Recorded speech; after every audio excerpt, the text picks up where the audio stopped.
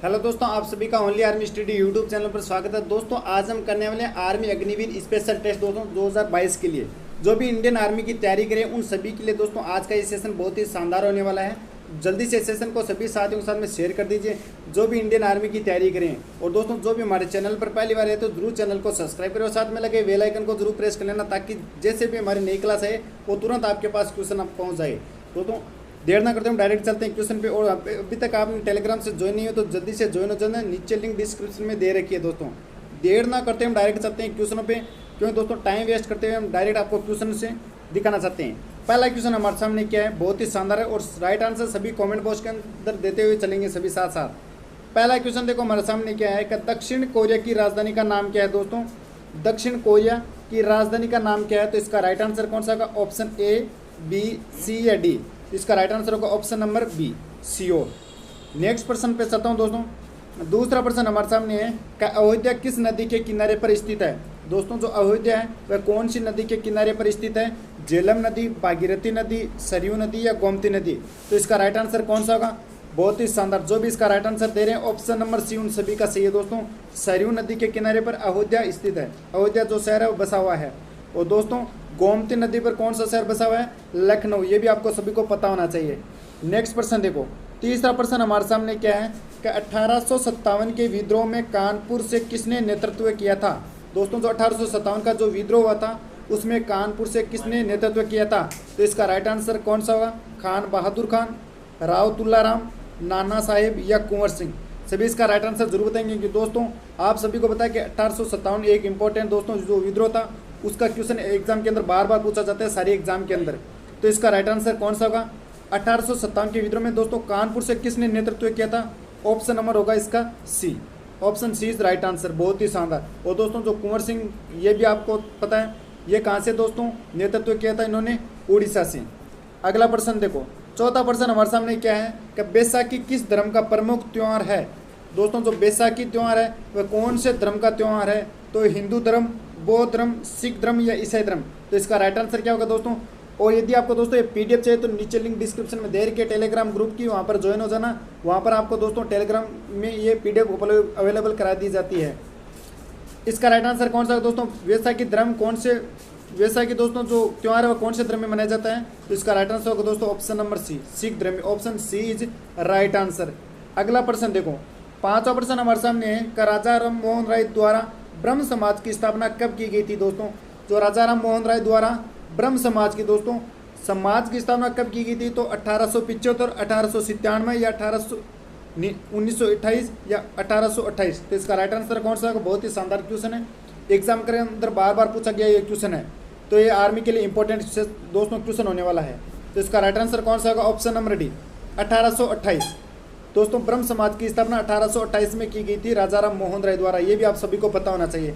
अगला प्रश्न देखो, छठा प्रश्न हमारे सामने क्या है कि लाला लाजपत राय को जाना जाता है। दोस्तों हम लाला लाजपत राय को किस नाम से भी जानते हैं, ये आप सभी को पता होना चाहिए।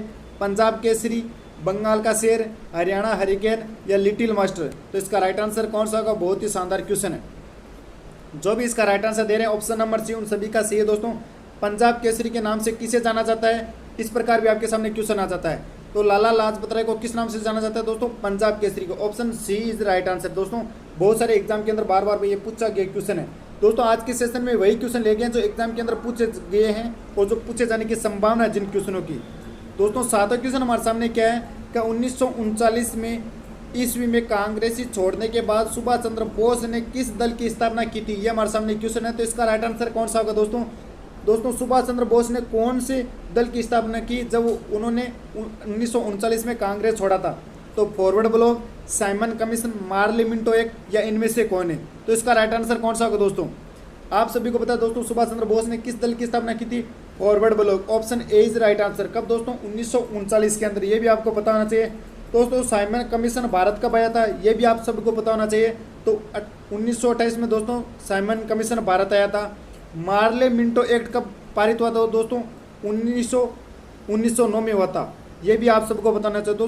दोस्तों जो पुरानी घटनाएं हैं जो वो एग्जाम के अंदर बार बार पूछे जाते हैं उनसे रिलेटेड क्वेश्चन, तो आप सभी को पुरानी जो घटनाएं जितने भी इवेंट्स हुए हैं उन सबको याद रखना बहुत ज़रूरी है।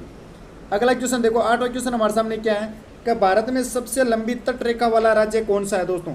भारत के अंदर दोस्तों सबसे लंबी तट रेखा वाला राज्य कौन सा, ये हमारे सामने क्वेश्चन है। तो इसका राइट आंसर कौन सा होगा, आंध्र प्रदेश, गुजरात, तमिलनाडु या गोवा। बहुत ही शानदार क्वेश्चन है दोस्तों, भारत के दोस्तों भूगोल से रिलेटेड ये क्वेश्चन है आपके सामने। तो सबसे लंबी तट रेखा वाला राज्य है दोस्तों Gujarat, option B is right answer. बहुत ही बढ़िया क्वेश्चन था दोस्तों ये। अगला प्रश्न देखो, 9वां प्रश्न हमारे सामने क्या है कि रामेश्वरम मंदिर कहाँ पर स्थित है दोस्तों। मंदिर से रिलेटेड एक क्वेश्चन आता है आपके एग्जाम के अंदर 100% दोस्तों, तो यह भी आपके लिए इंपॉर्टेंट क्वेश्चन है कि रामेश्वरम मंदिर कहाँ पर स्थित है, गुजरात, आंध्र प्रदेश, तमिलनाडु या उड़ीसा। बहुत ही शानदार, जो भी इसका राइट आंसर दे रहे हैं ऑप्शन नंबर सी उन सभी का सही है दोस्तों। तमिलनाडु में स्थित है रामेश्वरम मंदिर, option C is right answer.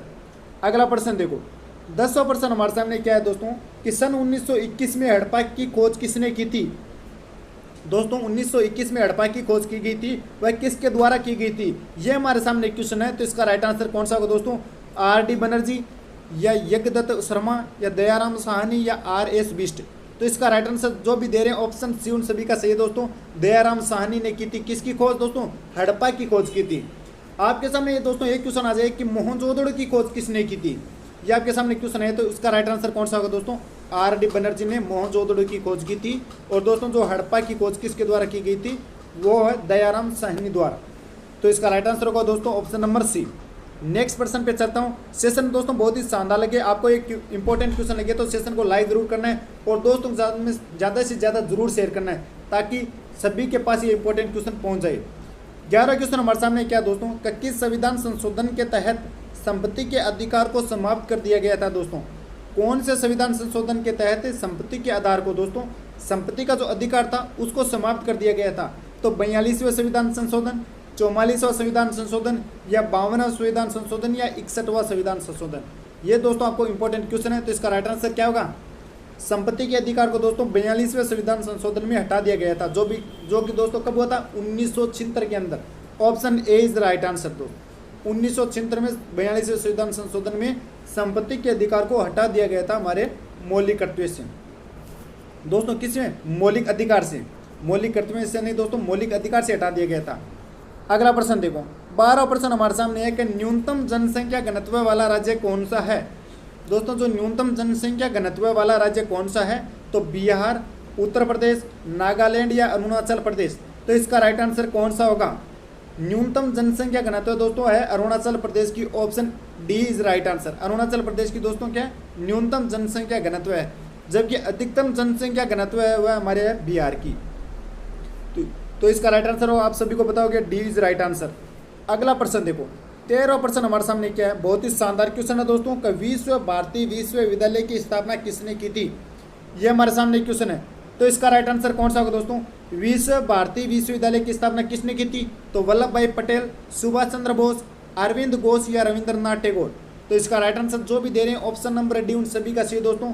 Direct ये क्वेश्चन सभी को याद होगा कि विश्व भारती विश्वविद्यालय की स्थापना दोस्तों रविंद्रनाथ टैगोर द्वारा की गई थी, ऑप्शन इसका राइट आंसर होगा दोस्तों डी। नेक्स्ट प्रश्न पे चलता हूँ। 14वां क्वेश्चन हमारे सामने आता है कि हुमायूं का मकबरा कहाँ पर स्थित है दोस्तों। जो हुमायूं का जो मकबरा है वह कहाँ पर स्थित है, तो इसका सही उत्तर कौन सा होगा, बहुत ही अच्छा क्वेश्चन है। हुमायूं का मकबरा तो दोस्तों कहाँ पर स्थित है, ऑप्शन नंबर सी जो भी दे रहे हैं उन सभी का सही है दोस्तों, दिल्ली में स्थित है। आपके सामने आ गया दोस्तों कि बाबर का मकबरा कहाँ पर स्थित है, तो आप क्या बोलोगे, काबुल। काबुल बाबर का मकबरा दोस्तों दिल्ली में है हुमायूं का मकबरा। तो कंफ्यूज नहीं होना दोस्तों, राइट आंसर सभी को जरूर पता चल गया कि हुमायूं का मकबरा कहाँ पर स्थित है दोस्तों, दिल्ली के अंदर स्थित है। अगला प्रश्न देखो, 15वां प्रश्न हमारे सामने है कि भारत में समुद्र तट रेखा वाले राज्य की संख्या कितनी है दोस्तों। कि भारत के साथ में दोस्तों जो समुद्र तट रेखा वाले राज्यों की संख्या कितनी है, समुद्र तट रेखा वाले दोस्तों राज्यों की संख्या कितनी है, तो ये हमारे सामने क्वेश्चन है। तो इसका राइट आंसर कौन सा, बहुत ही शानदार क्वेश्चन है। समुद्र तट रेखा वाले राज्य दोस्तों कितने हैं, तो दोस्तों इसका राइट आंसर कौन सा होगा दोस्तों, भारत में समुद्र तट रेखा वाले राज्यों की संख्या कितनी है, option B is right answer दोस्तों, 9 है राज्य। आप सभी को पता है दोस्तों गुजरात से स्टार्ट होकर यहाँ पर पश्चिम बंगाल तक है, जो भी हमारे पश्चिम में स्थित है राज्य वो सभी समुद्री तट रेखा से दोस्तों, वो सभी समुद्र से क्या जुड़े हुए हैं। तो इसका राइट आंसर कौन सा होगा दोस्तों, 9। अगला क्वेश्चन देखो, अगला क्वेश्चन हमारे सामने 16वां, क्या पौधे किस विधि से भोजन का निर्माण करते हैं, ये हमारे सामने क्वेश्चन है। पौधे किस विधि से भोजन का निर्माण करते हैं? तो इसका राइट आंसर कौन सा होगा दोस्तों? ऑक्सीकरण या अवकरण या प्रकाश संश्लेषण या संघनन। तो इसका राइट आंसर कौन सा होगा दोस्तों? 16 का जो भी राइट आंसर दे रहे हैं ऑप्शन नंबर सी उन सभी का सही है दोस्तों। प्रकाश संश्लेषण द्वारा, फोटोसिनेटिक्स द्वारा, option C is right answer. अगला प्रश्न देखो, 17 प्रश्न हमारे सामने क्या है कि मलेरिया किसके द्वारा होता है? दोस्तों जो मलेरिया होता है उसका केस यानी कारण क्या है? मलेरिया किसके द्वारा होता है? तो इसका राइट आंसर कौन सा होगा? मादा एडिस, मादा एनाफाइलीज या सिसिफ्लाई या H5N1। तो इसका राइट आंसर जो भी दे रहे हैं ऑप्शन नंबर बी उन सभी का सही दोस्तों, मादा anopheles, option B is right answer. ये सभी को पता होना चाहिए दोस्तों। बायोलॉजी का ये क्वेश्चन हमारे सामने बहुत ही शानदार क्वेश्चन है। अगला प्रश्न देखो, 18वां प्रश्न हमारे सामने है कि हड्डियों और दांतों में मुख्य रूप से कौन सा रसायन होता है? दोस्तों जो हड्डियां और दांत होते हैं उनमें मुख्य रूप से कौन सा रसायन पाया जाता है? तो इसका राइट आंसर कौन सा होगा दोस्तों? सभी को पता चल गया होगा ऑप्शन देखते ही, मैग्नीज, कैल्शियम, नाइट्रोजन या ग्रेफाइट। बहुत ही शानदार, जो भी इसका राइट आंसर दे रहे हैं ऑप्शन नंबर बी उन सभी का सही दोस्तों। कैल्शियम उपस्थित होता है हमारी हड्डियों और दांतों में मुख्य रूप से। तो इसका राइट आंसर होगा ऑप्शन नंबर दोस्तों बी। बहुत ही बढ़िया। अगले प्रश्न पे चलता हूँ। नेक्स्ट प्रश्न हमारे सामने आता है दोस्तों 19वां का लॉ ऑफ लेटिंग का सिद्धांत किसने दिया था?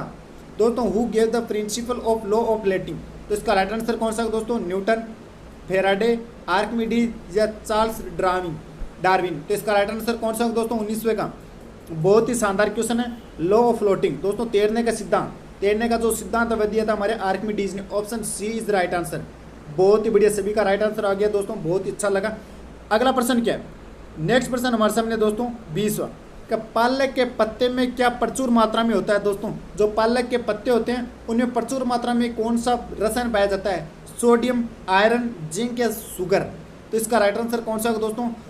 पालक के पत्ते में प्रचुर मात्रा में कौन सा पाया जाता है? तो जो भी इसका राइट आंसर दे रहे हैं दोस्तों ऑप्शन नंबर बी उन सभी का सही दोस्तों। आयरन की मात्रा सबसे अधिक पाई जाती है पालक के पत्ते में, option B is a right answer. आप सभी को पता है दोस्तों कि आयरन की कमी से कौन सा रोग होता है? तो आप बोलोगे एनीमिया रोग होता है। ये भी आप सभी को पता होना चाहिए। अगले प्रश्न पर चलता हूँ। नेक्स्ट प्रश्न हमारे सामने है दोस्तों 21वां। दोस्तों आज की इस सेशन में 15 क्वेश्चन जीके के लिए की थी और 15 क्वेश्चन दोस्तों साइंस के हैं। तो आप सभी को बताना लास्ट में स्कोर कि आपने 30 में से कितने कवर कर पाए हैं इन क्वेश्चनों के। बहुत ही शानदार क्वेश्चन थे और एग्जाम के अंदर जो बार बार पूछे जा रहे हैं वही क्वेश्चन आज के सेशन में ले गए थे दोस्तों। 21वां क्वेश्चन हमारे सामने है कि भोपाल गैस त्रासदी में किस गैस का रिसाव हुआ था? तो इसका राइट आंसर कौन सा होगा दोस्तों? भोपाल गैस त्रासदी में कौन सी गैस का रिसाव हुआ था? तो इसका राइट आंसर होगा ऑप्शन नंबर बी दोस्तों, मिथाइल आइसोसाइनाइड, IMIC। दोस्तों MIC का हुआ था, मिथाइल आइसोसाइनाइड बोलते हैं जिसको, वह भोपाल गैस त्रासदी में दोस्तों इसका रिसाव हुआ था दोस्तों, जो कि क्या एक हानिकारक गैस थी। अगले प्रश्न पे चलता हूँ। अगला प्रश्न हमारे सामने आता है दोस्तों 22वां कि कौन सा अधातु कमरे के ताप पर द्रव होता है? दोस्तों जो कौन सा अधातु है या धातु है जो कमरे के ताप पर द्रव अवस्था में पाई जाती है? पारा, एल्यूमिनियम, ब्रोमीन या तांबा। आप सभी को पता है दोस्तों कि पारा, एल्यूमिनियम और तांबा क्या है? एक धातु है, जबकि ब्रोमीन एक यहाँ पर क्या है दोस्तों? अधातु है, जो कि कमरे के ताप पर दोस्तों क्या होती है? लिक्विड अवस्था में पाई जाती है। ये आप सभी को पता है दोस्तों। तो इसका राइट आंसर होगा दोस्तों ऑप्शन नंबर सी। ब्रोमीन जो क्या होती है? कमरे के ताप पर, ब्रोमीन एक अधातु है जो कमरे के ताप पर द्रव अवस्था में पाई जाती है। और दोस्तों आप ऐसा क्वेश्चन बताओ कि कौन सी धातु है जो कमरे के ताप पर द्रव अवस्था में पाई जाती है? दोस्तों अब की बार मैंने क्वेश्चन पूछा है कि धातु कौन सी है जो कमरे के ताप पर द्रव अवस्था में पाई जाती है, तो आपका राइट आंसर कौन सा होता है? पारा होता है। जबकि यहाँ पर क्वेश्चन में हमें क्या दे रखा है? अधातु। अधातु यहाँ पर क्या दोस्तों? Bromine, option C is right answer. दोस्तों क्वेश्चन में कंफ्यूज नहीं होना है। अगला प्रश्न देखो 23वां क्वेश्चन हमारे सामने क्या है कि एंटीमनी क्या है? दोस्तों जो एंटीमनी है वह है धातु, अधातु, उपधातु या इनमें से कोई नहीं। तो इसका राइट आंसर कौन सा होगा? दोस्तों जो एंटीमनी है वह था हमारे 51 पर। इसका रासायनिक नाम क्या दोस्तों? इसका जो SB से प्रतीक है, SB एंटीमनी का, जो कि दोस्तों क्या है? एक धातु है या अधातु है या उपधातु है या इनमें से कोई नहीं। बहुत ही शानदार, जो भी इसका राइट आंसर दे रहे हैं ऑप्शन नंबर सी उन सभी का सही दोस्तों। ये क्या है? एक उपधातु है। आप सभी को बताया दोस्तों उपधातु टोटल कितनी है? 7 उपधातुएं हैं। तो इसका राइट आंसर कौन सा होगा दोस्तों? 23वां का एंटीमनी क्या है? तो यह एक उपधातु है। अगला प्रश्न देखो 24वां प्रश्न हमारे सामने है कि दोस्तों के धातु के बर्तन में खाना बनाया जाता है क्योंकि यह उष्मा की। दोस्तों धातु के बर्तन में हम खाना क्यों पकाते हैं? यह उष्मा की दोस्तों अर्धचालक है, कुचालक है, सुचालक है या इनमें से कोई नहीं। तो इसका राइट आंसर क्या होगा? दोस्तों आप सभी को पता है कि धातु है क्या दोस्तों? सुचालक होती है। तो इसका राइट आंसर दोस्तों क्या होगा? गुड कंडक्टर होती है, option C is right answer.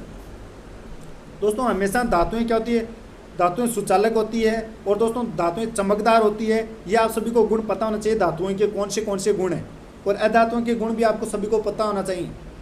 अगले प्रश्न पे चलता हूं दोस्तों।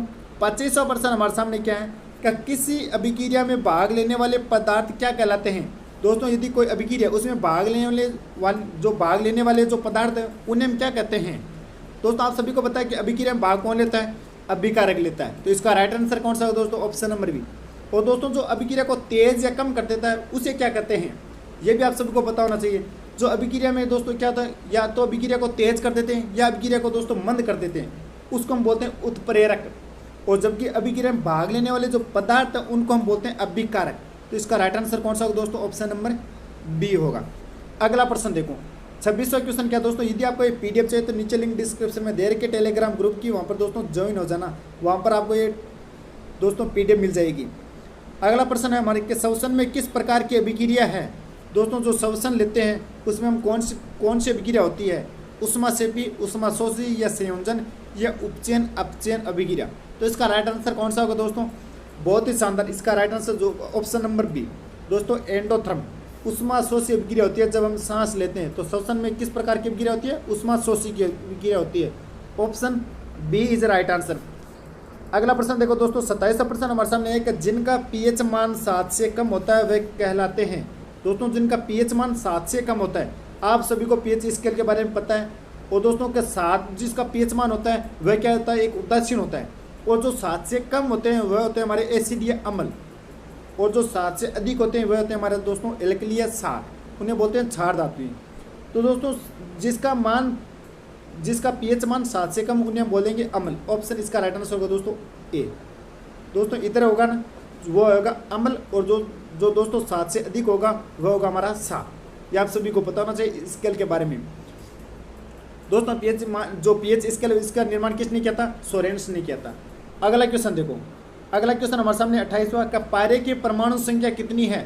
दोस्तों सेकंड लास्ट क्वेश्चन है, इसका राइट आंसर क्या होगा दोस्तों, का पारे की परमाणु संख्या कितनी होती है। तो इसका राइट आंसर कौन सा होगा, जल्दी से बताइए सभी दोस्त, बहुत ही शानदार। तो इसका राइट आंसर होगा दोस्तों, पारे की परमाणु संख्या होती है दोस्तों 80। Option B is right answer. दोस्तों परमाणु जो पारे का जो प्रतीक है वह कैसा होता है, Hg। और दोस्तों जो कि कितने पर होता है, 80 पर होता है। आप सभी को पता है कि 79 पर कौन सा दोस्तों है, वह हमारा गोल्ड सोना Au। और दोस्तों 50 पर कौन सा दोस्तों, टिन है 50 पर। अगला क्वेश्चन देखो 29वां क्वेश्चन हमारे सामने क्या है कि निम्न में से कौन सा प्राथमिक रंग नहीं है। दोस्तों जो प्राथमिक रंग नहीं है इसका राइट आंसर कौन सा होगा, लाल, पीला, हरा या नीला। बहुत ही शानदार क्वेश्चन है। प्राथमिक रंग नहीं है दोस्तों, आप सभी को पता है प्राथमिक रंग कौन से हैं, लाल, हरा, नीला है। जबकि दोस्तों ये पीला जो रंग है, पीला कौन सा रंग है दोस्तों, प्राथमिक रंग नहीं है, द्वितीय रंग है। ऑप्शन इसका राइट आंसर होगा दोस्तों बी। ये आप सभी को पता होना चाहिए, option B is right answer. दोस्तों आज के इस सेशन में लास्ट क्वेश्चन हमारे सामने है कि सबसे भारी धातु कौन सी है। दोस्तों सबसे भारी धातु कौन सी है, ये हमारे सामने क्वेश्चन है। तो इसका राइट आंसर कौन सा होगा दोस्तों, आप सभी को पता है कि सबसे हल्की धातु कौन सी है दोस्तों, लिथियम है। तो सबसे भारी धातु कौन सी होगी, ओस्मियम होगी। इसका राइट आंसर होगा दोस्तों ऑप्शन नंबर डी, ओस्मियम दोस्तों सबसे भारी धातु है। दोस्तों जो प्लेटिनम है सबसे क्या है, सबसे महंगी धातु है। प्लेटिनम सबसे महंगी धातु बोला जाता है प्लेटिनम को। तो दोस्तों आज के ये हमारे इंपॉर्टेंट क्वेश्चन थे। सेशन बहुत ही शानदार लगे तो सेशन को दोस्तों लाइक करना है। और आज आपके लिए होमवर्क क्या दे रखा दोस्तों, कि पानी में हवा का बुलबुला किस लेंस की भांति कार्य करता है। दोस्तों जो पानी में हवा का जो बुलबुला है वह कौन से लेंस की भांति की व्यवहार करता है। आप सभी ये इसका राइट आंसर दोस्तों कमेंट बॉक्स के अंदर जरूर बताएंगे। तो इसका राइट आंसर जरूर बताना आप सभी को कमेंट बॉक्स के अंदर। और दोस्तों आपको बताना कि आपने 30 में से कितने क्वेश्चन राइट आंसर दिए हैं। दोस्तों सेशन बहुत ही शानदार लगे, सेशन को लाइक करें और जो भी चैनल पर पहली बार है तो जरूर चैनल को सब्सक्राइब करें। इसी प्रकार की दोस्तों लेटेस्ट क्वेश्चन पाने के लिए, लेटेस्ट जो भी आपके आर्मी से रिलेटेड क्वेश्चन है वो पाने के लिए आप जरूर चैनल को सब्सक्राइब करके बेल आइकन को जरूर प्रेस कर लेना। दोस्तों हम चलते हैं हम मिलेंगे नेक्स्ट सेशन में। तब तक दोस्तों जय हिंद, जय भारत।